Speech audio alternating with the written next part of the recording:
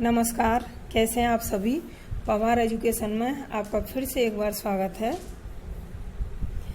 और मेहनत करिए, स्वस्थ रहिए, खुश रहिए, लगातार बने रहिए, हमारे वीडियो के इससे आगे बढ़ते रहिए।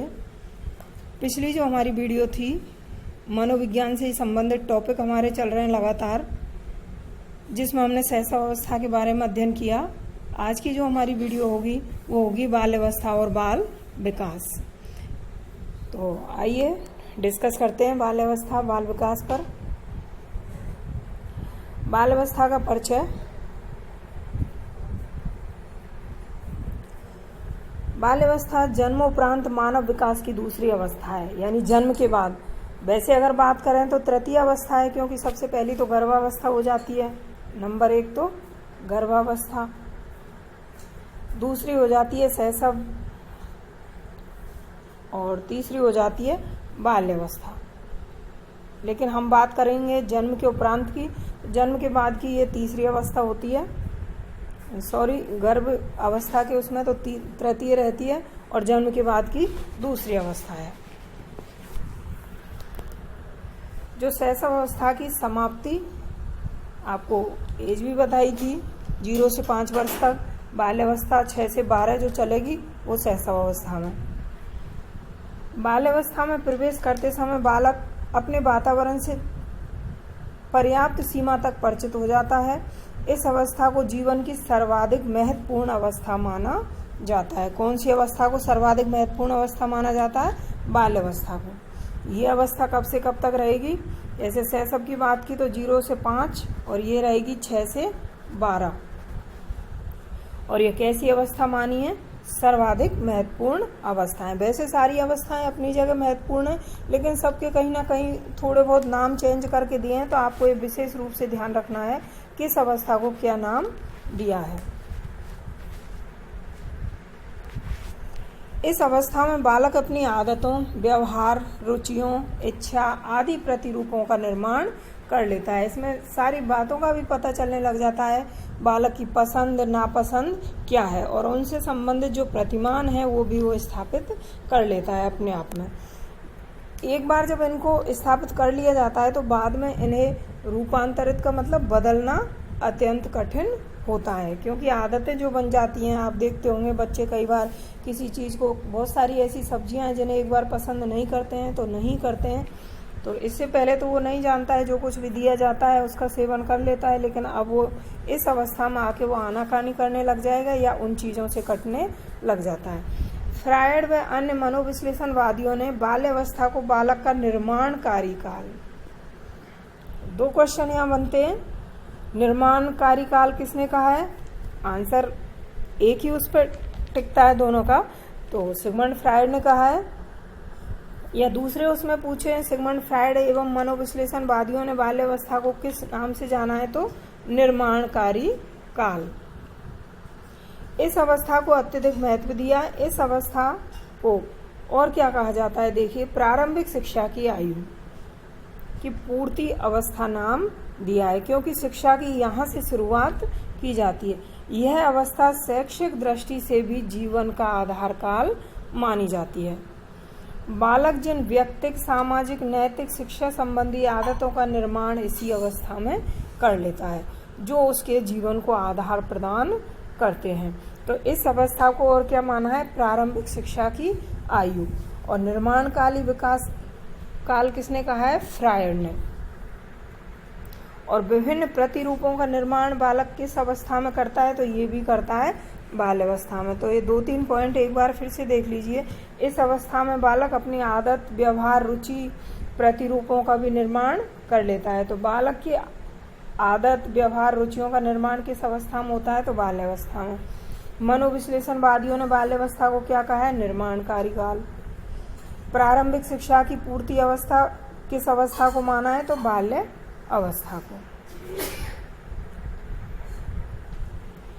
एक विद्वान हुए हैं कक्कड़ के अनुसार भारतीय परंपरा में बच्चा वैचारिक रूप से एक मूल्यवान और स्वागत योग्य मनुष्य है, बहुत ही मूल्यवान और स्वागत योग्य मनुष्य। अब यहाँ ये बात क्यों कही है?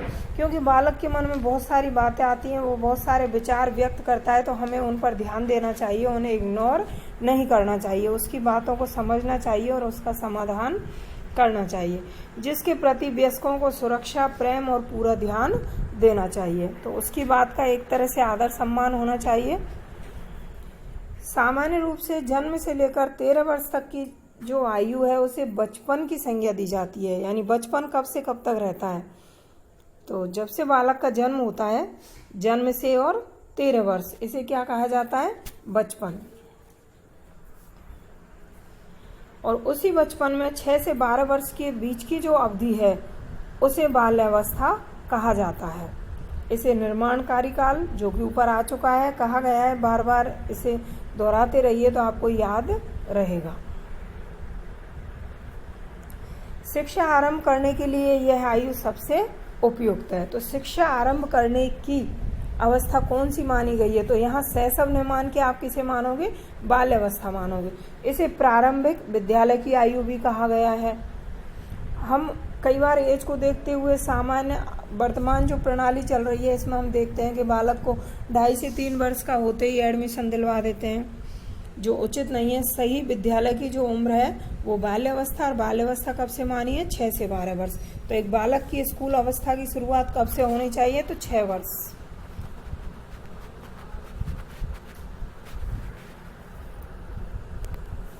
बच्चों के अलग अलग समूह बनाने के कारण इसे समूह आयु कहा गया है।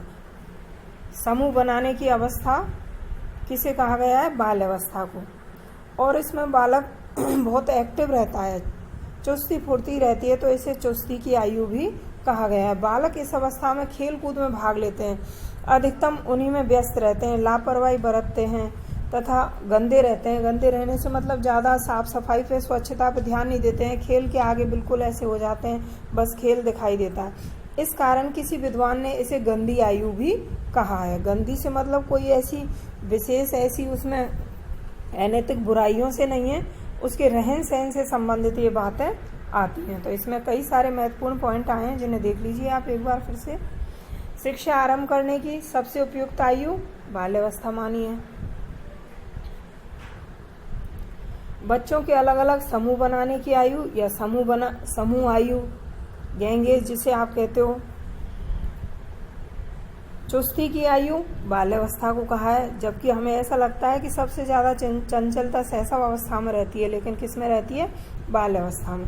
बालक अच्छे से चलना फिरना, इधर उधर घूमना करना इसमें ज़्यादा करता है। और इस अवस्था को खेलकूद की अवस्था, क्योंकि सबसे ज़्यादा खेलकूद में व्यस्त रहता है और ज़्यादा लापरवाही या खेल में व्यस्त रहने के कारण स्वच्छता का अभाव रहता है, तो इसे गंदी आयु के नाम से भी जाना जाता है।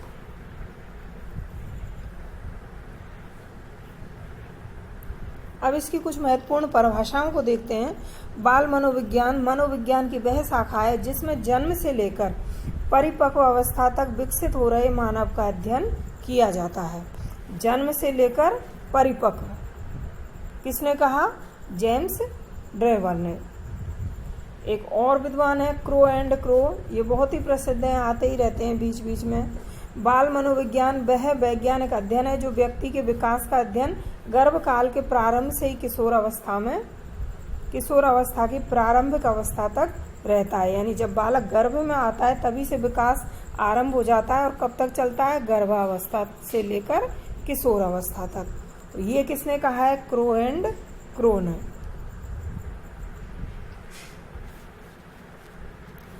आइजेंक महोदय ने कहा है बाल मनोविज्ञान का संबंध बालक में मनोवैज्ञानिक प्रक्रियाओं के विकास से है।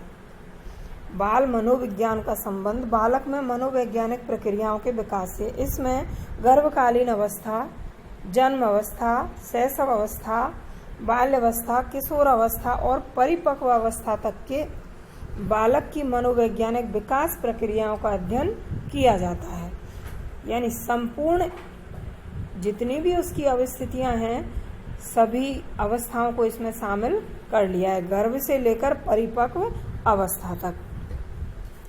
रॉस महोदय, वेरी वेरी इंपॉर्टेंट, बाल्यावस्था को मिथ्या परिपक्वता का काल कहा है। किसने कहा है? रॉस ने। रॉस ने बाल्यावस्था को मिथ्या, मिथ्या का मतलब झूठ, और परिपक्वता का काल, परिपक्वता से मतलब मैच्योरिटी, समझदारी बढ़ जाती है, तो पता ही नहीं चलता है कि अभी परिपक्वता आई है या नहीं आई है, तो ये बात भी रहती है। कई बार तो बहुत समझदारी की बात करने लगता है बालक और एक पल में ही उसे ऐसा लगता है कि किसी चीज़ का अनुभव है ही नहीं। तो इसलिए रॉस ने इसे बाल्यावस्था को मिथ्या परिपक्वता का काल कहा है। फ्रायड के अनुसार बाल्यावस्था प्रसुप्त काम्य अवस्था है। प्रसुप्त काम्य अवस्था का मतलब काम जो भावना होती है इसमें कम हो जाती है, बिल्कुल ही इसमें कमी आ जाती है। शैशवावस्था में भी प्रबलता रहती है और किशोरावस्था में, लेकिन बाल्यावस्था ऐसी अवस्था है जिसमें काम भावना, ये यानी एक संवेग है जो न्यून रहता है।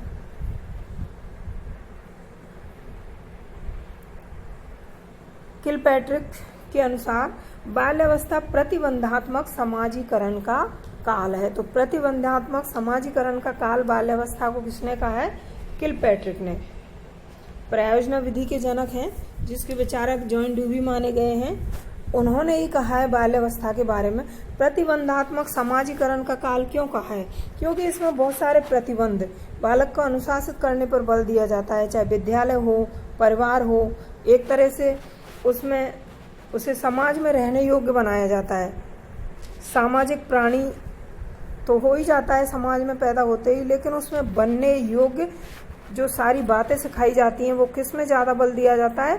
बाल्यावस्था में। अच्छा आचरण करना कैसे सीखें, अच्छी बातों की जानकारी कैसे करवाएं, अच्छा व्यवहार इस अवस्था में बनाने पर बल दिया जाता है। स्टैन के अनुसार ऐसा शायद कोई खेल नहीं जिसे 10 वर्ष का बालक न खेल सके। इस अवस्था में बालक विभिन्न प्रकार के खेल खेलता है।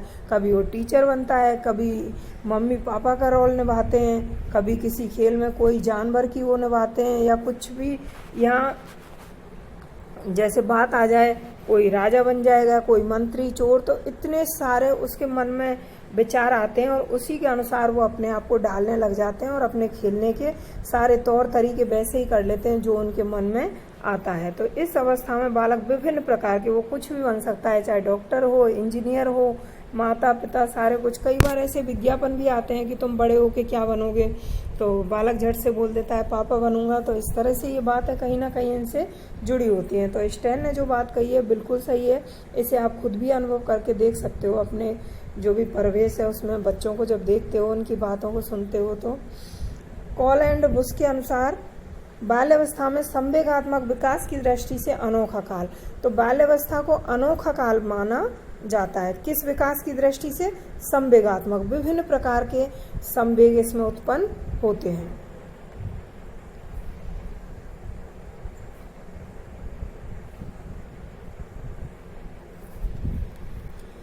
अब बात करते हैं आगे। कॉल एवं ब्रूस ने बाल्यावस्था को जीवन का अनोखा काल बताते हुए कहा है, वास्तव में माता पिता के लिए यह जो बाल विकास की अवस्था है उसे समझना कठिन होता है, क्योंकि बालक के विचारों की कोई सीमा नहीं होती है। उसकी जितनी भी जिज्ञासाएं होती हैं उन्हें शांत करना बहुत मुश्किल होता है। एक बात आपकी पूरी नहीं होगी तब तक वो दूसरी आपके सामने लाके रख देगा। तो इस तरह से बालक को समझने की बहुत कठिन अवस्था मानी गई है बाल विकास। किसके अनुसार? कॉल एवं ब्रूस के अनुसार। कुप्पुस्वामी ने क्या कहा है? इस अवस्था में बालक का स्वभाव उग्र होकर नकारात्मक दृष्टिकोण को प्रकट करता है। नकारात्मक यानी नेगेटिव थिंकिंग उसकी हो जाती है। उसमें एकांकीपन, उदासीनता, सामाजिक विकास आदि के भाव भी विकसित होने लगते हैं। जैसे जैसे उत्तर बाल्यावस्था की ओर बढ़ता जाता है, यानी किशोर अवस्था के कुछ लक्षण आने लगते हैं, तो उसमें ये सारे परिवर्तन स्वतः ही आने लग जाते हैं। और कौन कौन सी? कई ऐसी, वह विद्यालय के नियंत्रण से उसे विद्यालय में ज़्यादा देर तक बैठना, टीचर का बार बार टोकना बिल्कुल अच्छा नहीं लगता। उसे लगता है कि ये विद्यालय होना ही नहीं चाहिए था, विद्यालय बनाया ही क्यों? अगर विद्यालय नहीं होता तो और भी ज़्यादा अच्छा जीवन हमारा होता। समाज के समक्ष कोई रोमांचकारी प्रदर्शन करना चाहता है, कुछ अलग से ऐसा चमत्कार या कुछ आविष्कार, कुछ ऐसा निर्माण करना चाहता है जिससे उसे उसकी अलग पहचान हो, सभी लोग उससे जानने लगे।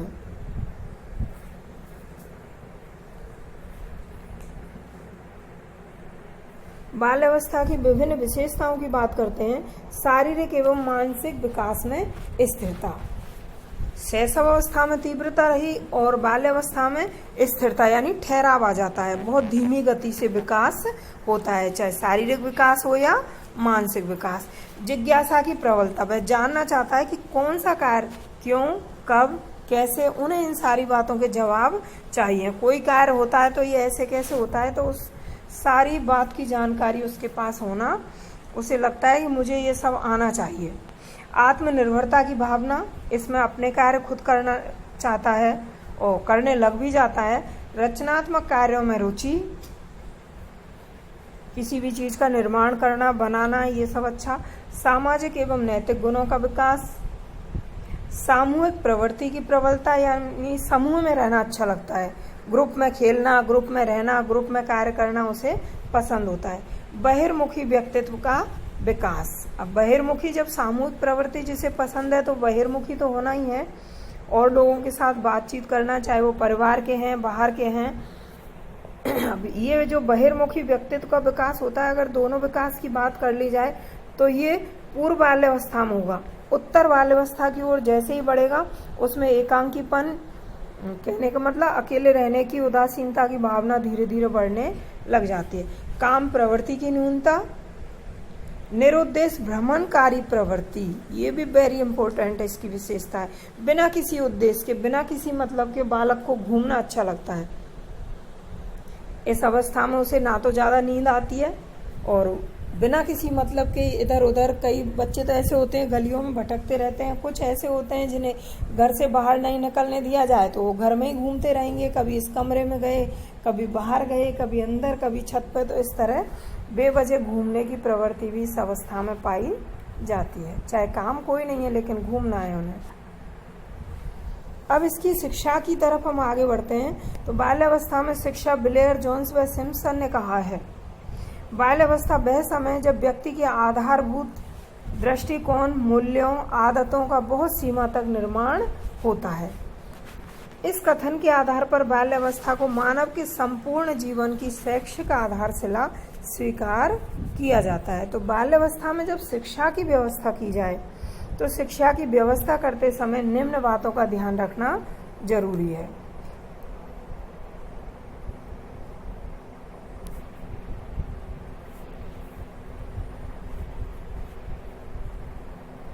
किन बातों का ध्यान रखना है बाल्यावस्था में शिक्षा की? शारीरिक विकास पर बल। शारीरिक विकास से मतलब स्वस्थ रहना चाहिए, उसके पोषण पर उचित ध्यान दिया जाए, क्योंकि यहाँ परिश्रम भी शैशव अवस्था की बजाय बढ़ जाता है, विद्यालय का भार बढ़ जाता है, और शारीरिक विकास जब होता है तो पोषण भी पर्याप्त मिलना चाहिए, तो उसके लिए उचित पोषण की व्यवस्था की जाए। बाल मनोविज्ञान पर आधारित शिक्षा उसे दी जाए। बाल मनोविज्ञान पर आधारित शिक्षा बाल केंद्रित शिक्षा को माना जाएगा, और बाल केंद्रित शिक्षा ऐसी है जिसमें बिना किसी बोरियत के आनंददायी शिक्षण कराया जाए। बालक जैसे चाहता है उसे वैसे ही सिखाया जाए। खेल तथा क्रिया द्वारा, खेल खेल में ही सिखाया जाए और करके सिखाया जाए। ज़्यादा शिक्षक अगर इसमें लेक्चर देता है या कुछ अपनी तरफ से ज़्यादा बोलता है तो बालक को वो कम समझ आता है। अगर उन्हें खेल खेल के माध्यम से या उनसे खुद से करवा के सिखाया जाए तो वो ज़्यादा सीखते हैं। और भाषा के विकास पर भी इस अवस्था में सबसे ज़्यादा ध्यान व बल दिया जाए, क्योंकि ये भाषा विकास की सबसे उत्तम अवस्था मानी गई है बाल्यावस्था। रोचक पाठ्य सामग्री प्रस्तुत की जाए, रुचिकर, जिसे पढ़ने में उसे आनंद की अनुभूति हो, उसका मन लगे। संचय प्रवृत्ति को प्रोत्साहन, कई चीज़ों को इकट्ठा करने की आदत हो जाती है, तो संचय भी करना है तो अच्छी वस्तुओं का, लेकिन कुछ बालक इस अवस्था में व्यर्थ के सामान को भी इकट्ठा करने लग जाते हैं। कोई भी चीज़ उनके हाथ लग जाए, उसे आप देखते हैं कई बार बच्चे की बैग की सफाई करते हैं तो उसमें इतनी सारी फालतू की चीज़ें मिलेंगी, तो इस अवस्था में संचय प्रवृत्ति की भावना रहती है, तो उसे प्रोत्साहन तो दिया जाए परंतु अच्छी वस्तुओं का संचय करें, इस बात का भी हमें ध्यान रखना होता है। सामाजिकता का विकास, सामाजिकता से मतलब समाज में रहना, उनके कायदे नियम, इन सारी बातें भी इस अवस्था में सिखानी चाहिए। बालक के मानसिक विकास पर बल दिया जाए, यानी मस्तिष्क का विकास, अत्यधिक उसके अवसर दिए जाएं, तर्क वितर्क चिंतन करना, किसी भी चीज़ को वो किसी प्रमाण के माध्यम से या उससे जब सिद्ध करना चाहता है तो उसके लिए पर्याप्त अवसर। संवेगों के प्रदर्शन पर बल, कई सारी भावनाएं उसके मन में आती हैं तो उनके प्रदर्शन पर वो बल देता है, तो उसे पर्याप्त अवसर दिए जाएं अपनी बात रखने के। नैतिक शिक्षा की व्यवस्था होनी चाहिए, ये बहुत ही इम्पोर्टेंट पॉइंट है क्योंकि विद्यालय की आयु तो ये है ही, तो यह नैतिक उस पर भी बल दिया जाए। नैतिक शिक्षा से मतलब समाज में रहने योग्य बनाने की ये शिक्षा है। तो विद्यालय की अवस्था तो है ही, विद्यालय में बहुत सारी शिक्षाएं इसमें दी जाएंगी, चाहे देशभक्ति की हो, चाहे सेवा की, सहयोग की, सद्भावना की, ये सारी बातें उसे सिखाई जाए। सामूहिक प्रवृत्ति का विकास किया जाए, समूह में रह के पढ़ना सिखाया जाए, समूह में ही उसे बहुत सारी जानकारी दी जाए और आपस में एक दूसरे के साथ अच्छा व्यवहार करना सिखाया जाए। रचनात्मक कार्यों की व्यवस्था होनी चाहिए जिन्हें करने में उसका मन लगे। यथार्थता पर बल, बाल्य अवस्था ऐसी अवस्था है जिसमें यथार्थता पर बल, जैसे कि शैशव अवस्था में बहुत सारी ऐसी बातें आती हैं, बालक परियों की कहानियों में उनमें विश्वास करता है, लेकिन ये अवस्था ऐसी है जिसमें उसे वास्तविकता से अवगत कराया जाता है। तो शिक्षा के माध्यम से उसे जो वातावरण है उसका सही और वास्तविक ज्ञान कराया जाए।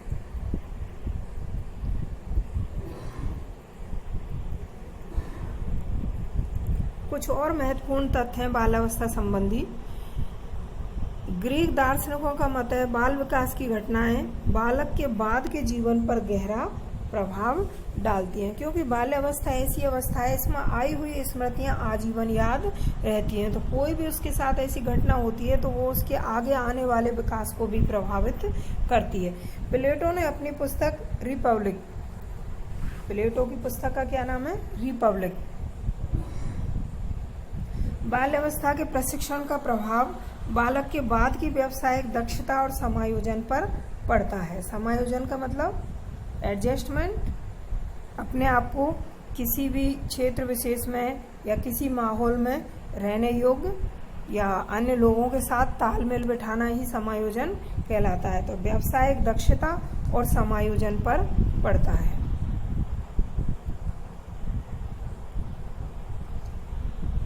पेस्टोलॉजी, बाल विकास का सर्वप्रथम वैज्ञानिक विवरण इन्होंने प्रस्तुत किया। तो बाल विकास का सबसे प्रथम जो विवरण है किसने प्रस्तुत किया? पेस्टोलॉजी ने। इन्होंने सबसे पहले अपने 3 से 6 माह, 3 वर्ष 6 माह का जो पुत्र था, यानी 3.5 वर्ष का जो इनका पुत्र था, उसी पर इसका सबसे पहले प्रयोग किया। एक जर्मनी के चिकित्सक हैं डाइटमैन, अपने बच्चों के शारीरिक मानसिक विकास का परीक्षण कर एक विवरण तैयार किया और उसे प्रकाशित करवाया। तो सबसे पहले जर्मनी के चिकित्सक ने अपने बच्चों पर शारीरिक व मानसिक विकास का परीक्षण किया और उसे प्रकाशित भी करवाया। प्रथम बाल गृह की स्थापना 1897 में न्यूयॉर्क में बाल अपराधियों को सुधारने के लिए की गई। तो प्रथम बाल गृह या बाल सुधार गृह की स्थापना कहाँ की गई? न्यूयॉर्क में की गई। कब की गई? 1897 में की गई।